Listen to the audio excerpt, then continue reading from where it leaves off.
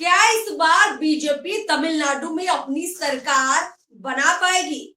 दरअसल तमिलनाडु एक ऐसा राज्य है जहां बीजेपी आज तक अपने दम पर सत्ता में नहीं आ पाई है। अमित शाह और मोदी की जोड़ी चाहती है कि ये जोड़ी जब तक बरकरार है तो कुछ खेल तमिलनाडु में भी कर दिया जाए, कुछ कमल तमिलनाडु में भी खिला दिए जाए। लेकिन अगर 2026 के विधानसभा चुनाव की बात करें तो ये सपना बीजेपी का क्या सच हो पाएगा? अभी तो बीजेपी गठबंधन में है एआईडीएमके के साथ, लेकिन गठबंधन में भी अगर सत्ता में आ जाती है तो बीजेपी के लिए ये किसी चमत्कार से कम नहीं होगा। लेकिन क्या मोदी शाह ऐसा चमत्कार कर पाएंगे? नमस्कार, मैं अर्पिता। चर्चा में इस वक्त हमारे साथ है Pradeep Kumar sir, political idea के संपादक है। सर, आपका चर्चा में बहुत बहुत स्वागत है।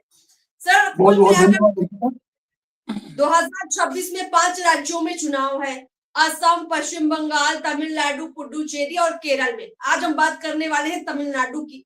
तमिलनाडु केरल और पश्चिम बंगाल की तरह ही एक ऐसा स्टेट है जहां बीजेपी के लिए बहुत मुश्किल है। भाषाएं मुश्किल होने के साथ ही साथ विचारधारा के आधार पर भी देखें तो बीजेपी के लिए वहां अपनी पैठ बनाना इतना आसान भी नहीं है। आपको क्या लगता है, बीजेपी क्यों नहीं आ पाती है तमिलनाडु के अंदर? मुश्किलें क्या है? देखिए, ऐसा है अर्पिता कि एक तो अगर इसका जवाब केवल आपके मतलब एक डिबेट में संभव नहीं है पूरा दे पाना, लेकिन मोटे तौर पे अगर हम देखें तो तमिलनाडु की राजनीति 1969 के बाद से कंप्लीटली क्षेत्रीय दलों के हाथ में चली गई। ठीक है, और क्यों गई उसकी पृष्ठभूमि बनी थी आजादी से पहले ही। आजादी से पहले ही तमिलनाडु में एक ऐसा वातावरण निर्मित किया गया, यह 18वीं शताब्दी से ही, जिसके कारण वहां पर हिंदी, हिंदू और हिंदुस्तान, ठीक है, ये तीन चीजें वहां पे सेकंड मतलब जिसे हम कहते हैं लोगों के लिए द्वितीय प्राथमिकता बन गया।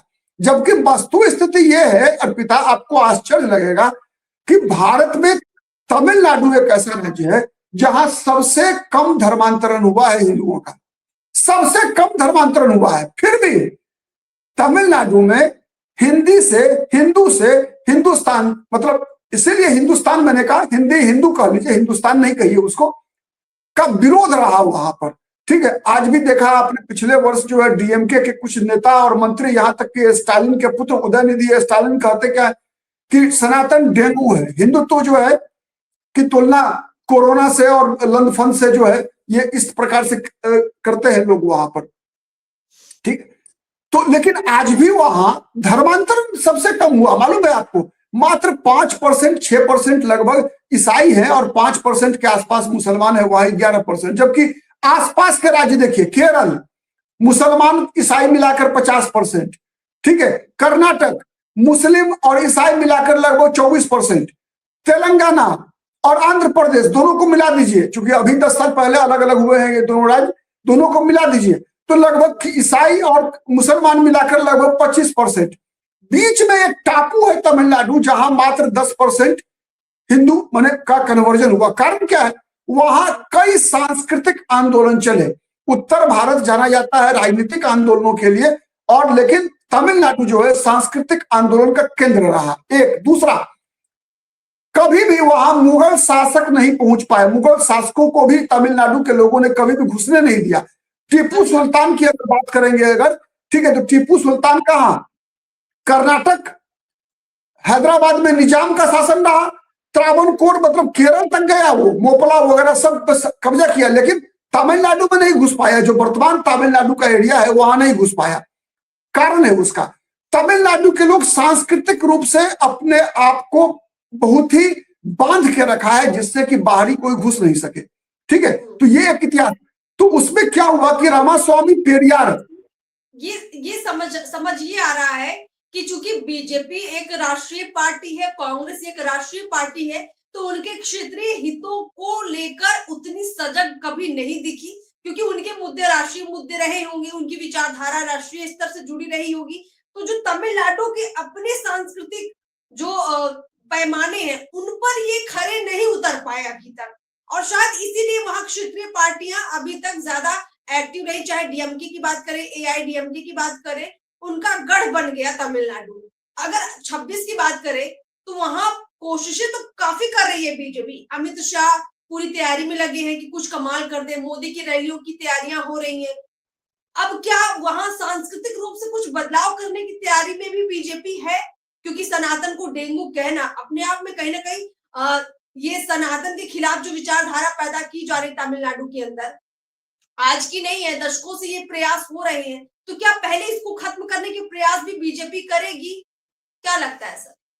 इसीलिए मैंने कहा कि बीजेपी के लिए रास्ता थोड़ा मुश्किल है, समय लगेगा, क्योंकि उसके बाद में आ रहा था जब 19वीं शताब्दी में रामास्वामी पेरियार के नेतृत्व में जो है वहां पर एक प्रकार से कह सकते हैं सनातन विरोधी आंदोलन चला।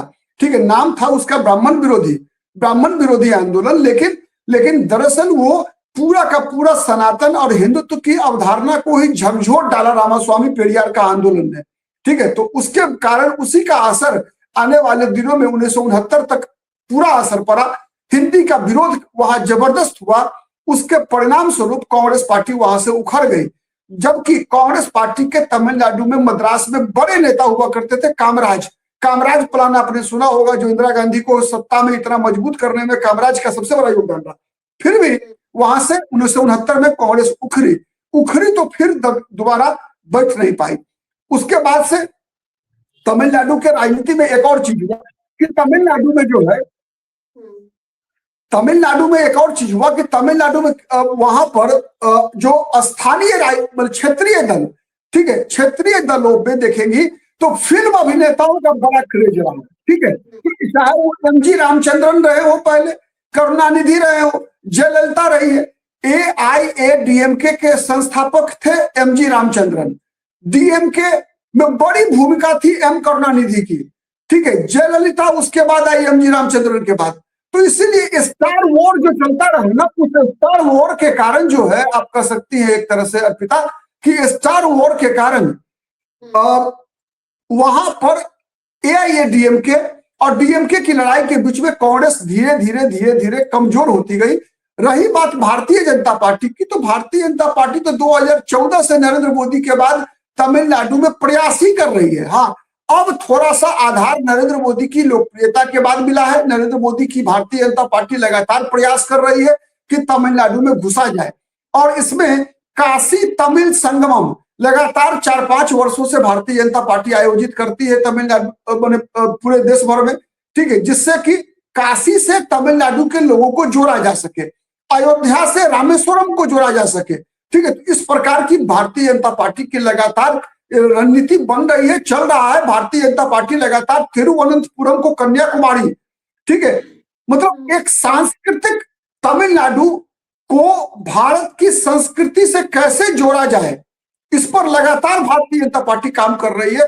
भारतीय जनता पार्टी, और सच्चाई भी है, क्योंकि आज तक इस पर किसी ने काम किया नहीं। ठीक है, कांग्रेस पार्टी जब भी राष्ट्रीय राजनीतिक दल के रूप में मजबूत रही, तब भी उसने काम नहीं किया। उसने लोगों को बताया नहीं कि भाई जो रामेश्वर हमारे जितने 12 ज्योतिर्लिंग हैं, ठीक है, वो तमिलनाडु में क्यों है, काशी से क्या संबंध है त्र्यंबकेश्वर का। हर जगह मतलब एक, जैसे हम कहते हैं ना कि मतलब तमिलनाडु की संस्कृति और भारत की संस्कृति हर जगह एक दूसरे का पूरक है। पूरब, पश्चिम, उत्तर, दक्षिण, जब हम बोलते हैं ना कि कन्याकुमारी से लेकर कश्मीर तक भारत एक है, तो ये बताना पड़ेगा ना कि कन्याकुमारी से कश्मीर कैसे एक है। केवल बोल देने से तो नहीं होता है। तो ये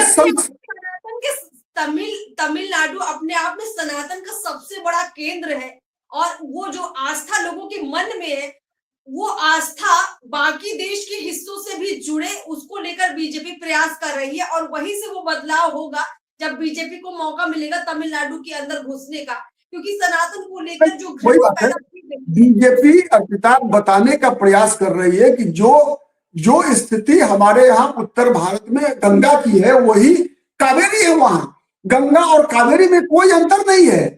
ठीक है, वैसे ही जितने भी भारतीय भाषाएं हैं, वो संस्कृत सबकी मां है। ठीक है, कैसे माने काशी का संबंध तमिलनाडु से क्या है, रामेश्वरम का संबंध अयोध्या से क्या है, हम सब एक हैं। अगर बिहार में, उत्तर प्रदेश में कोई रामचंद्र प्रसाद नाम होता है अगर किसी का, ठीक है, तो उसी व्यक्ति का नाम तमिलनाडु में रामचंद्रन हो जाता है, एमजी रामचंद्रन बन जाता है, ठीक है। केरल जाने पर वही रामचंद्रन हो जाता है, ठीक है। आंध्र प्रदेश में वही रमैया हो जाता है, लेकिन राम सब जगह है। ये बातें भारत, ये पहली बार आजादी के बाद किसी ने बताया नहीं। आजादी से पहले अंग्रेज क्यों बताते? अंग्रेज का तो मकसद था कि डिवाइड एंड रूल, ठीक है। तो ये चीजें थी, किसी ने भी, किसी भी राजनीतिक दल ने राजनीतिक रूप से तमिलनाडु को जोड़ने की कोशिश ही नहीं की। जो कोशिश अब भारतीय जनता पार्टी ने शुरू किया है, आपको पता है, पहली बार तमिलनाडु की धरती पर खड़ा होकर कोई अन्नामलाई कुप्पुस्वामी, ठीक है, अन्नामलाई कुप्पुस्वामी कहता है कि हमें गर्व है कि हम हिंदू हैं। ये आपको आश्चर्य लगेगा। इससे पहले क्यों कहता है ये अन्नामलाई कुप्पुस्वामी? कौन है ये अन्नामलाई कुप्पुस्वामी? तो अन्नामलाई कुप्पुस्वामी एक रिटायर्ड आईपीएस ऑफिसर है, जिसे भारतीय जनता पार्टी ने प्रदेश अध्यक्ष बनाया था। और उसकी ईमानदारी की कसम उसके विपक्षी भी खाते हैं। तो कहा जाता है, भगवान बुद्ध ने भी कहा था, बुद्धम शरणम गच्छामि, संघम शरणम गच्छामि, तब धम्मो शरणम गच्छामि। मतलब पहले व्यक्ति से जुड़ता है, फिर व्यक्ति संगठन से जुड़ता है, तब व्यक्ति विचारधारा से जुड़ता है। मतलब सबसे पहले बीजेपी को चाहिए था वहां पर अन्नामलाई जैसा व्यक्ति, आज मिल रहा है। बीजेपी ने तमिलनाडु के ही सीपी राधाकृष्णन को भारत का उपराष्ट्रपति बनाया है बीजेपी ने अभी, ठीक है। तमिलनाडु से ही तमिल सौंदरराजन, ठीक है, जो कि पुडुचेरी की गवर्नर है, ठीक है। तो इसी तरह से बीजेपी लगातार, एल मुरुगन भारतीय जनता पार्टी का एक भी एमपी नहीं है तमिलनाडु में, लेकिन फिर भी तमिलनाडु के दलित नेता एल मुरुगन को भारतीय जनता पार्टी ने केंद्रीय मंत्री बनाया है। तो भारतीय जनता पार्टी ये नहीं देख रही है कि तमिलनाडु में मुझे कितनी सीटें मिली, बीजेपी ये देख रही है कि हम कितने तमिलनाडु के लोगों को भारत से जोड़ रहे हैं। इसीलिए जितने भी ये कार्यक्रम, और अभी और आपको आश्चर्य लगेगा, एक विवाद तमिलनाडु में तिरुपारकुंद्रम पहाड़ी है। वहां पर क्या है कि तिरुपारकुंद्रम पहाड़ी पर वहां सुब्रमण्यम स्वामी का मंदिर है, जहां भगवान मुरुगन की मूर्ति है। मुरुगन मतलब विष्णु भगवान जिसे हम कहते हैं उत्तर भारत में, ठीक है। तो वहां पर एक दरगाह भी बना कभी। तो अभी क्या हुआ कि कार्तिक के महीने में इसी बार जो हर साल वहां कार्तिकेय दीपम पर्व होता है, फेस्टिवल होता है, तो उस पर तमिलनाडु की सरकार ने उस पर रोक लगा दिया, ठीक है। स्टालिन की सरकार ने रोक लगा दिया। तो वहां हिंदुवादी संगठन गए अदालत में जाने के बाद वहां पर जो है अदालत ने वहां आदेश दिया कि नहीं, आप रोक नहीं सकते, आप कैसे रोकिएगा आप। तो फिर अदालत के आदेश को भी स्टालिन के सरकार ने, प्रशासन ने नहीं माना वहां। तो फिर डबल बेंच में गया मामला, मदुरई हाईकोर्ट का कल ही फैसला आया है इस पर, ठीक है, कि स्टालिन की सरकार जो है केवल बकवास कर रही है, ठीक है, ये जानबूझकर हिंदुओं को परेशान कर रही है। ये भारी विजय मिला है वहां हिंदुवादी ताकतों को तमिलनाडु में। ये तिरुपारकुंद्रम पहाड़ी पर जो है वो जो दीप जलाने के लिए स्तंभ पर, ठीक है, तो बड़ी विजय है। का जो कोर्ट का फैसला आया है उससे निश्चित रूप से सनातन को लेकर और जो धार्मिक रूप से एकीकरण करने का प्रयास बीजेपी कर रही है उसको काफी सफलता मिली है। दरगाह का मामला और ये जो मंदिर का मामला विवादित हुआ था, ये कहीं ना कहीं चुनाव में काफी प्रभावी भी होगा और जिसका सीधा असर बीजेपी को मिलेगा, जिसका फायदा बीजेपी को मिलेगा और इस चुनाव में हो सकता है कि कुछ बेहतर बीजेपी कर पाए। चलिए प्रदीप जी, आपने तमिलनाडु की सांस्कृतिक जो चर्चा की है, एक बात तो समझ में आता है कि तमिलनाडु जीतना अभी भी बीजेपी के लिए उतना आसान नहीं है, लेकिन जो प्रयास हो रहे हैं उससे ये पता चलता है कि भविष्य में वो राह बड़ी आसान हो सकती है। क्योंकि कहते ना कि सीढ़ी जब चढ़नी होती है आपको, तो आप एक एक सीढ़ी, एक एक पायदान पार करते तब जाकर आप मंजिल पर पहुंचते। बीजेपी शायद वही प्रयास तमिलनाडु के अंदर कर रही होगी। तमिलनाडु के अंदर और क्या सांस्कृतिक समस्याएं हैं, तमिलनाडु में और क्या राजनीतिक गठजोड़ है, हम वो भी आपसे आगे समझते रहेंगे। प्रदीप जी, फिलहाल आपका बहुत बहुत शुक्रिया। और तमिलनाडु का चुनाव किस तरफ जा रहा है, किन मुद्दों की तरफ जा रहा है, उस पर भी आगे आपसे चर्चाएं जरूर करते रहेंगे। फिलहाल आपका बहुत बहुत शुक्रिया सर, बहुत बहुत शुक्रिया।